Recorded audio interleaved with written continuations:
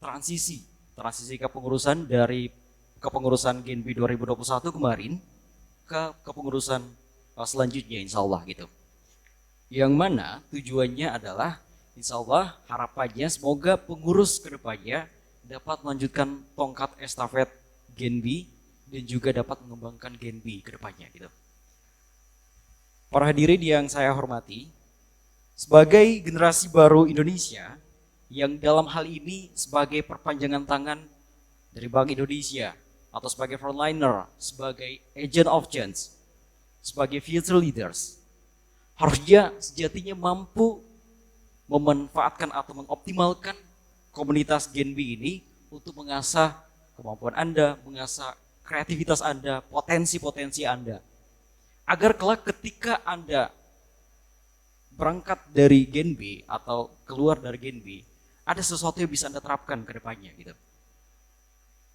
Sebagai generasi baru yang selalu mengikuti dinamika perkembangan bangsa misalnya, dari berbagai sektor, ekonomi misalnya, hukum misalnya, politik misalnya, tentu terdapat begitu banyak keresahan-keresahan yang menjadi PR kita bersama sebagai para generasi baru.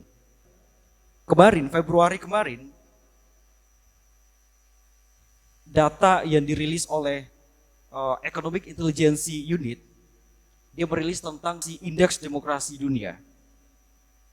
Dan beberapa negara yang berada dalam kategori full demokrasi, ada Norwegia, ada Finlandia, ada Swiss, Australia, dan lain-lain gitu. Sementara untuk Indonesia itu berada pada kategori fluid demokrasi atau demokrasi cacat. Di skor di bawah 9, di bawah 7, bahkan 6,71 di peringkat ke-52. Sebagai generasi baru, kita harus telah secara komprehensif.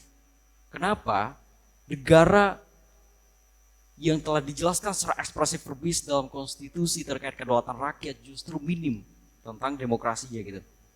Tahu nggak apa faktor fundamentalnya? Faktor fundamentalnya adalah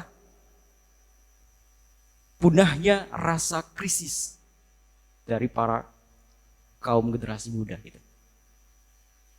Karena sekarang yang mendominasi adalah dominasi golongan, pribadi, individu misalnya.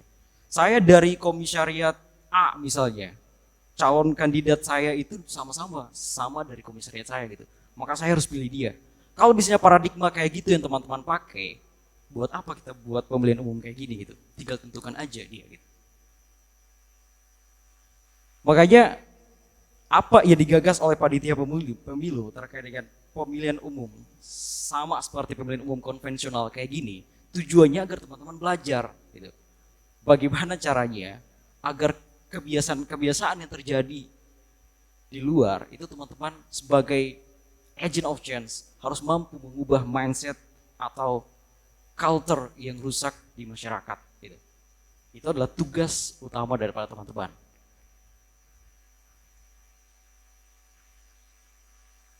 Saya berharap semoga melalui ajang pemilihan umum kayak gini, para kandidat yang sudah hadir dapat memberikan penampilan yang terbaik mereka, sehingga yang dilihat dari para peserta pemilih adalah kualitas daripada teman-teman. Ingat, pemimpin yang terbaik, pemimpin yang berkualitas, itu hanya bisa lahir di tangan para pemilih yang cerdas. Maka dari itu kepada teman-teman di rumah, jadilah pemilih yang cerdas. Soal kandidat yang telah hadir pada hari ini, Anda tidak harus membutuhkan suatu jabatan baru Anda bisa memimpin gitu. Karena pemimpin itu nggak butuh tahta, dia hanya mampu untuk mengarahkan dan lain sebagainya. Kalah menang itu soal biasa. Kalau misalnya dalam pertarungan, kalah menang itu soal biasa, ada yang kalah Anda harus mensupport, yang kalah harus mendukung yang menang. Yang menang harus mensupport yang kalah gitu. Bukan sebaliknya, bukan saling memusuhi dan lain sebagainya gitu. Saya kira itu yang dapat saya sampaikan. Semoga harapan saya melalui pemilihan umum kali ini dapat melahirkan pemimpin-pemimpin yang berkualitas untuk mengarahkan Genbi atau membawa bangsa kita maju ke depan. Demikian yang dapat saya sampaikan. Lebih dan kurangnya saya mohon maaf. Wabillahi taufiq wal hidayah. Wassalamualaikum warahmatullahi wabarakatuh.